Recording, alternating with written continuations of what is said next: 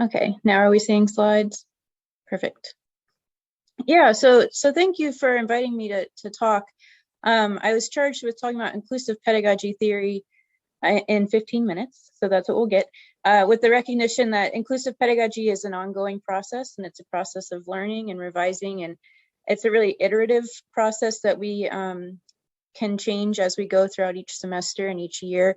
But I'll just kind of give an overview, just something that can maybe prompt discussion. And we're going to think through some examples of inclusive pedagogy. And I wanted to do this by first starting with a shared definition. And one of my favorites right now is Hogan and Sathi. And they have a really broad definition of inclusive teaching, which I think is a good thing. They say that teaching inclusively means embracing student diversity in all forms. And they have this sort of list, right? Race, ethnicity, gender, disability, socioeconomic background, ideology, but they say even personality traits like introversion. And inclusive pedagogy is embracing all of these aspects of a student's identity as assets, right? So this goes to course design, designing and teaching courses in ways that foster talent for all students. But if we're thinking inclusively, then we especially want to support those students who come from groups that are traditionally underrepresented in higher education.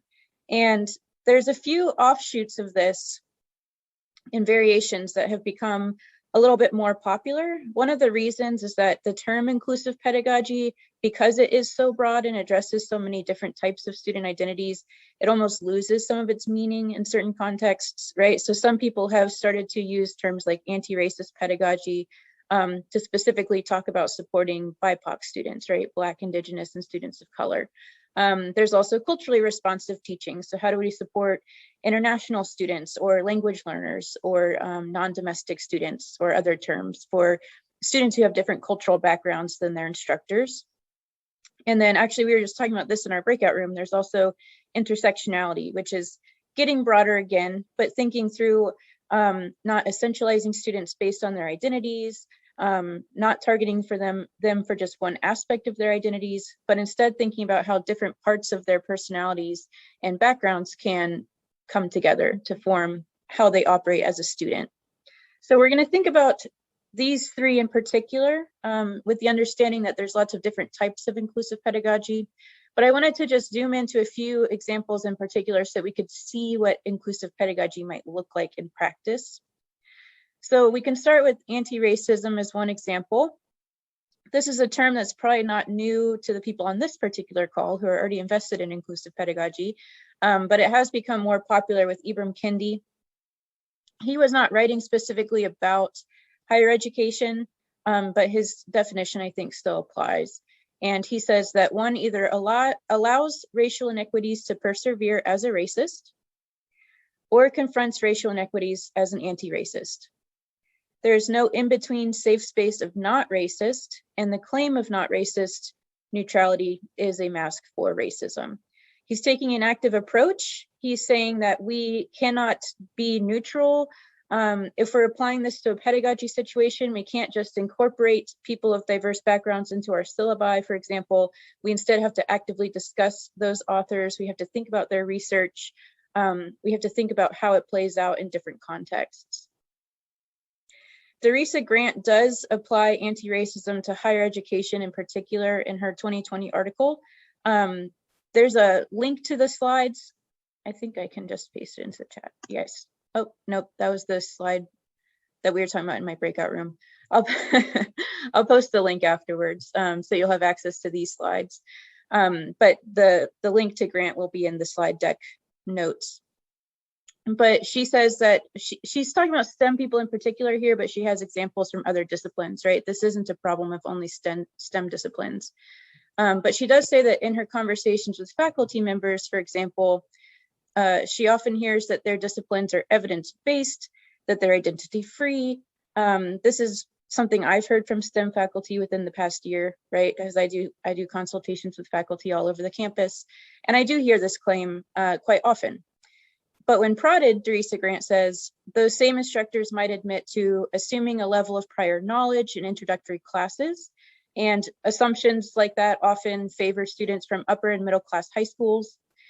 These instructors might also admit to having group projects where female students assume a housekeeping role, so they become a note taker or take on more passive roles often than their male counterparts. And so Grant says that identity is enacted through readings, assignments, classroom structures, classroom norms, all of the choices that the instructor makes and all of the identities that they prioritize, often unconsciously, right? These are implicit biases often. But if we're thinking about this in terms of anti-racism, the blue one above thinks more about gender, and it's a pretty typical example.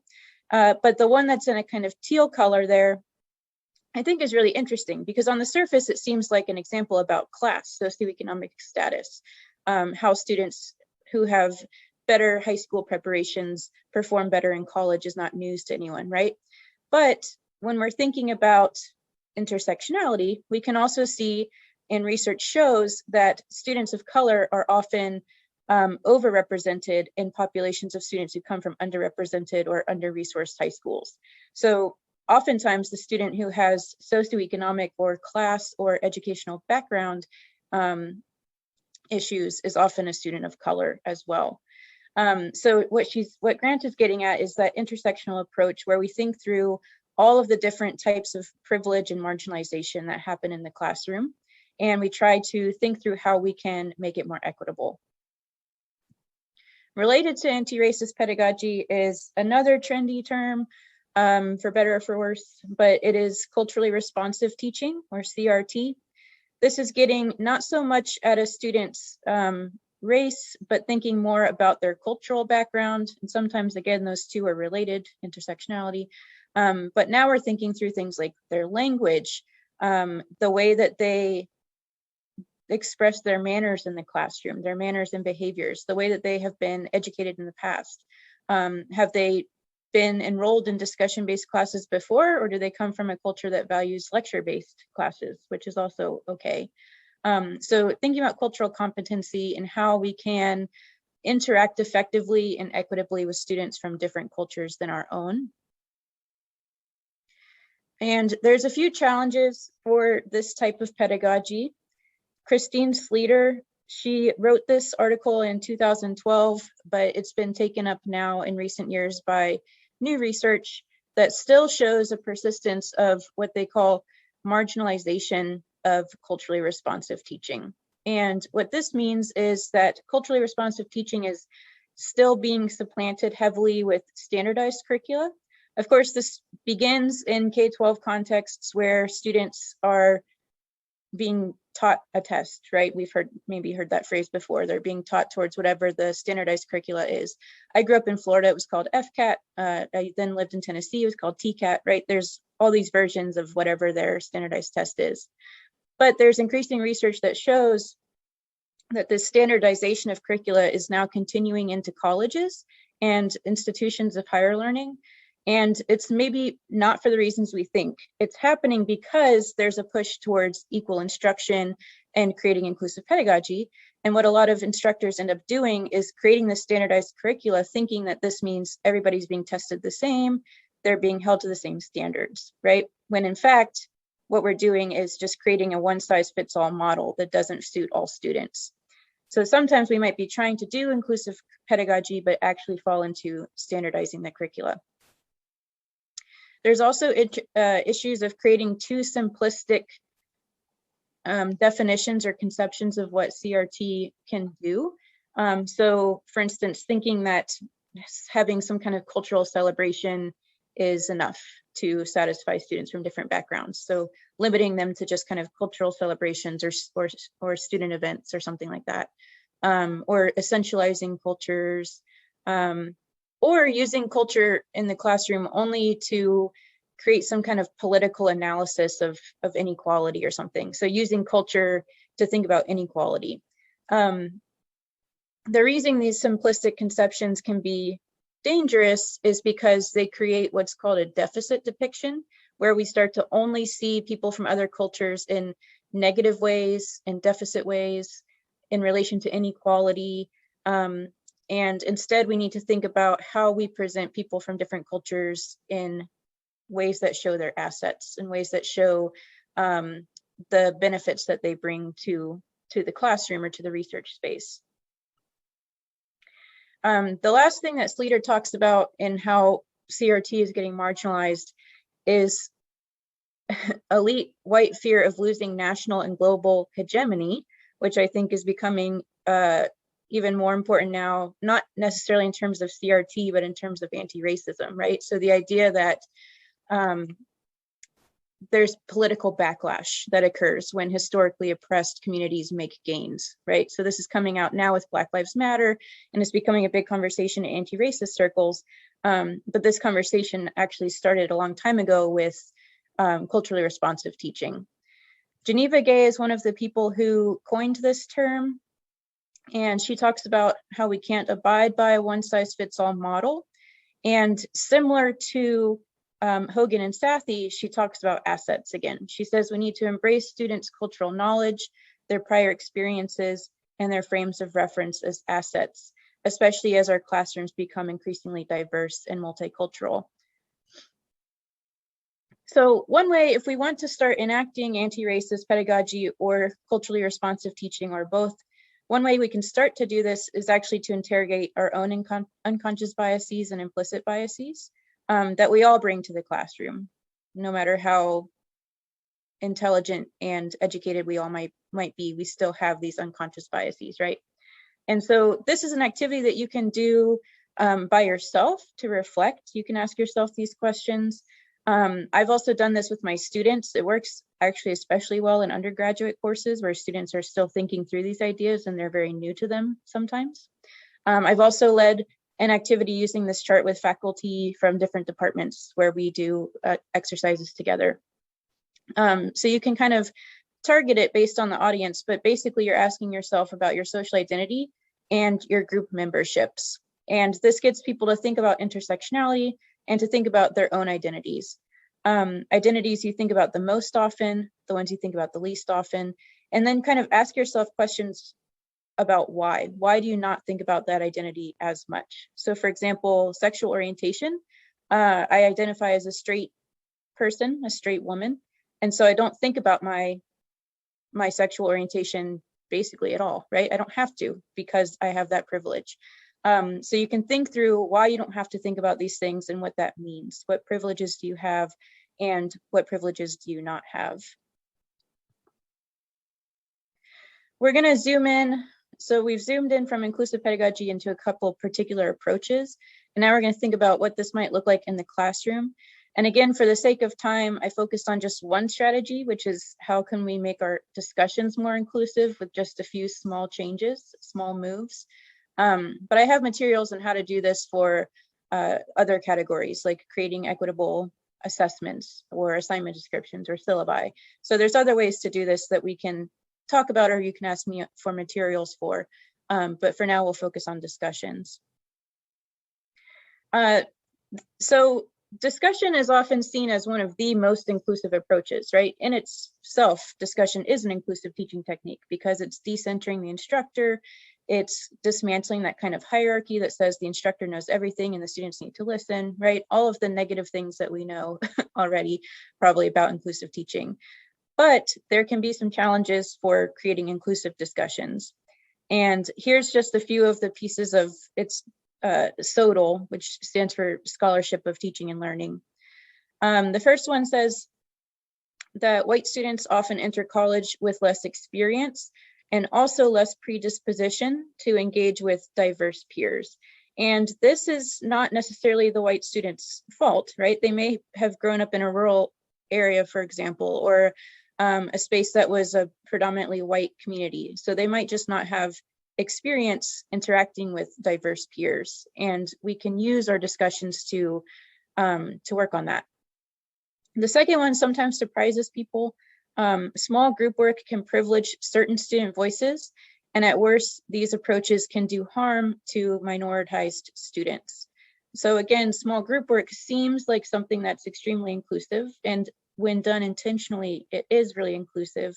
But if we just ask students to turn to a partner, or if we organize groups unintentionally, then the small group work just mirrors whatever the larger classroom dynamic is. So students are just experiencing the same type of discussion, but at a smaller scale. Instead, we have to think about how we organize students into groups, and we'll talk about that a little bit on the next slide. The last one says that teachers can't expect students to share a common understanding of the term discussion. This gets partly at culturally responsive teaching, right? The idea that some students may have matriculated through an educational system that was lecture-based or valued independent thinking or independent work versus group work or interactive learning or class-wide discussion. So we can't assume that all students will even understand what good discussion looks like. Even if they did attend a high school or have been in college classes that prioritize discussion, it looks really different in every classroom, right? Sometimes an instructor will say, you need to talk every class period, and they'll check off that they've got their discussion points for that day. Some teachers will prioritize students who just speak when they have actually something to say, right? Instead of trying to check some kind of arbitrary everyday talking mark. So students will have had different experiences of what different instructors want discussion to look like. So just a few overall strategies we can think about. The first is actually spend time defining what engagement will look like in your class. I've started to use the term engagement instead of discussion in my rubrics and in my syllabi to show that I do not necessarily want them to discuss things just for the sake of discussing. Instead, I want them to actually engage. And so we can kind of think through the language that we use and how we define this learning technique. And also we can go over with our students how we're going to assess it. We can also structure our discussions intentionally. The first is thinking about group dynamics. For example, I've been working with a faculty member in our engineering department at Notre Dame, and they were wondering why their student groups at the end of the semester were giving kind of negative feedback about the group work experience. And what we were finding is that the instructor set up the groups at the very beginning of the semester, because it's a semester-long project that they all work on together. She did not know the students then, right? She didn't know their personalities. So instead, she's going to wait 2 weeks into the semester, 2 or 3 weeks in, to figure out what the dynamics are in the classroom, so that she doesn't have that same issue where students got partnered up who just had conflicting personalities. So you can think about your group dynamics. I also attended a really good talk about cross-racial and gendered grouping, where the speaker talked about